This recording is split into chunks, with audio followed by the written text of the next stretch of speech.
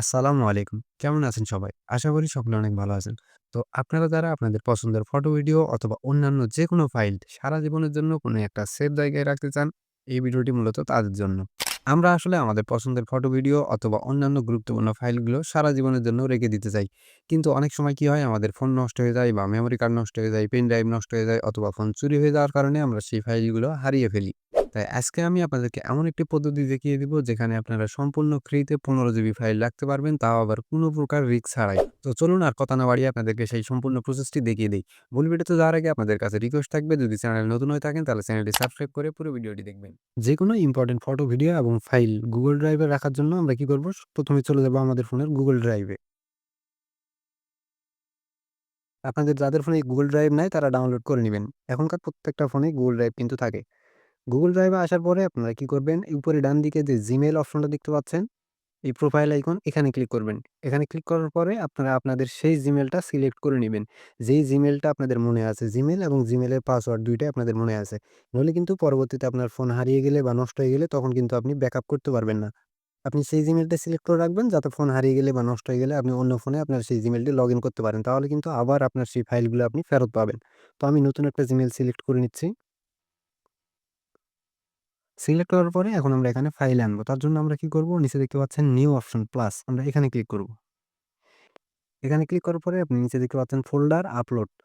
তো আপনি চাইলে ফোল্ডার বানিয়ে রাখতে পারেন অথবা সরাসরি এখানে যেকোনো ফাইল রাখতে পারেন। তো আমি কি করতেছি? ১ম এই আপনাদেরকে একটা সরাসরি ফাইল আপলোড করে দেখাচ্ছি। তার জন্য আমি কি করব? আপলোডে ক্লিক করব। আপলোডে ক্লিক করার পরে আমি এখান থেকে সরাসরি একটা ফাইল আপলোড করে দেখাচ্ছি। আপনারা চাইলে উপরে গ্যালারিতে ক্লিক করে গ্যালারি থেকে আপনাদের ইচ্ছামত যেকোনো ফটো বা ভিডিও অথবা ফাইল এখানে আপলোড করতে পারবেন। তো আমি শুরুতেই যে ফটোটা রয়েছে আমি এটাই আপলোড করে দেখাচ্ছি। দেখতে পাচ্ছেন আপলোড হচ্ছে। তো আপলোড হয়ে গেছে। আমি এখন পিকচারটা আপনাদেরকে দেখাচ্ছি।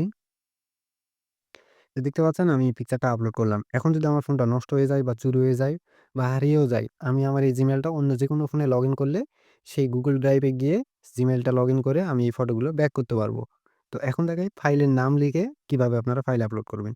তার জন্য আবারও নিউ এ ক্লিক করব, তারপরে ফোল্ডার অপশনে ক্লিক করব। এখানে একটা ফোল্ডার দিয়ে দিব।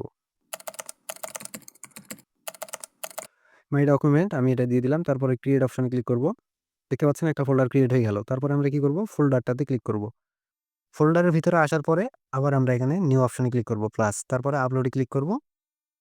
তারপরে এখান থেকে আমি পরের ফটোটা সিলেক্ট করে নিচ্ছি। দেখতে পাচ্ছেন আপলোড কিন্তু হচ্ছে। আপলোড হয়ে গেছে। এখন যদি আমি আপনাদেরকে দেখাই, তো পরে আমি এই ফটোটা নিয়ে নিলাম। তো এখন আপনারা কি করবেন? এখান থেকে আপনারা যদি ফাইল ডিলিট করতে চান তাহলে এটা চেপে ধরবেন। চেপে ধরে উপরে দেখতে পাচ্ছেন ডিলিট অপশন, ডিলিট অপশনে ক্লিক করে ডিলিট করে দিবেন। ডিলিট হয়ে যাবে। তারপরে ব্যাক দিয়ে নিবেন। তো এখানে কত জিবি ফাইল আপনারা রাখতে পারবেন আমি আপনাদেরকে দেখাচ্ছি।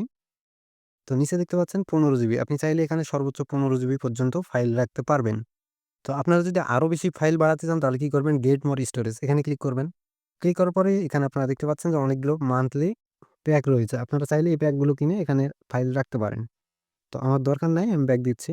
তো এভাবেই আপনারা একদম সহজেই আপনাদের গুরুত্বপূর্ণ ফাইলগুলো সেভ রাখতে পারবেন।